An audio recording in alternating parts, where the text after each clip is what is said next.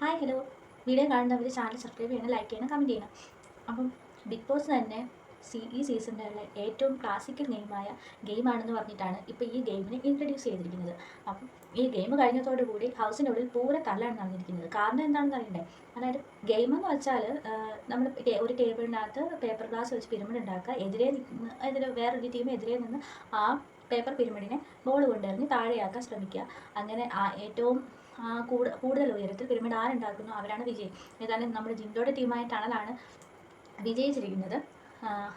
Rocky power ടീമിനെ target ചെയ്തുകൊണ്ട് power ടീമിനെ എങ്ങനെ ടാർഗറ്റ് ചെയ്ത് ഇല്ലാതാക്കാം എന്നാണ് ഇപ്പോൾ റോക്കിയുടെ ടാർഗറ്റ് മുഴുവൻ.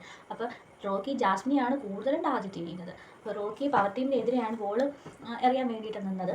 റോക്കി ശ്രീരേഖ, യമുന എന്നിവരുടെയൊക്കെ ദേഹത്ത് നല്ല രീതിയിൽ വേദന എടുക്കുന്നത് പോലെ എറിഞ്ഞു എന്ന് പറഞ്ഞ് ശ്രീരേഖ പറഞ്ഞു. അങ്ങനെ ഗബ്രി ഇവർ രണ്ടുപേരുടെയും നടുക്ക് കയറി നിൽക്കുകയും എന്നിട്ട് നീ സ്ത്രീകളുടെ ദേഹത്ത് എറിയാതെ ആണുങ്ങളുടെ ദേഹത്ത് എറിയടാ, ധൈര്യം ഉണ്ടെങ്കിൽ എറിയുക എന്നൊക്കെ പറഞ്ഞിട്ട് വളരെയധികം പ്രൊവോക്ക് ചെയ്യാൻ നോക്കുകയാണ്. അപ്പോൾ ഗബ്രി നല്ല രീതിയിൽ പ്രൊവോക്ക് ചെയ്യാൻ ശ്രമിക്കുകയും റോക്കി ആ പ്രൊവോക്കിൽ വീണ് പോവുകയും ചെയ്തു. റോക്കി പ്രൊവോക്കായിട്ട് വളരെ വേഗത്തിൽ ഒരുപാട് ബോൾ വീണ്ടും എടുത്തെറിയുകയും ബസർ ടു ബസർ ആയിരുന്നു. അപ്പോൾ ബസർ നിന്നതിന് ശേഷം ഗബ്രി ബോൾ എടുത്ത് എറിഞ്ഞു. അതാണ് വലിയ പ്രശ്നമായി. അങ്ങനെ ശ്രീരേഖ ഗബ്രിയും റോക്കിയും തമ്മിൽ അടി ഉണ്ടാകുന്നത് പോലെ, അതായത് തമ്മിൽ നല്ലതായിട്ട് അടി ഉണ്ടാകുന്ന രീതിയിൽ ഒരു സിറ്റുവേഷനിലെത്തി.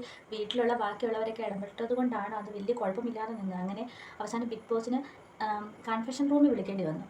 റോക്കിയെ ഗബ്രിയെ വിളിക്കേണ്ടി വന്നു. ഗബ്രി സ്വാഭാവികമായിട്ട് ഗബ്രി ഒരു വഴക്കുണ്ടാക്കുമ്പോൾ ജാസ്മിൻ എന്തായാലും ഇടയ്ക്ക് കയറുമല്ലോ. അതുകൊണ്ട് തന്നെ ഈ ഒരു കാരണം കൊണ്ട് ജാസ്മിനെയും ഗബ്രിയെയും റോക്കിയെയും ബിഗ് ബോസ് ഒരുമിച്ച് കൺഫറൻസ് റൂമിൽ വിളിക്കുകയും അവരെ താക്കീത് ചെയ്യുകയും ചെയ്തു. കാരണം നിങ്ങളുടെ വഴക്ക് കണ്ടുകൊണ്ട് ഇരുന്ന് മടുത്തു, നിങ്ങൾക്ക് ഏത് നേരം വഴക്ക് മാത്രമേ ഉള്ളൂ എന്നുള്ള രീതിയിൽ ഇനിയും ഇങ്ങനെ ഉണ്ടാവരുത് എന്നുള്ള രീതിയിൽ ബിഗ് ബോസിന് പറയേണ്ടി വന്നു.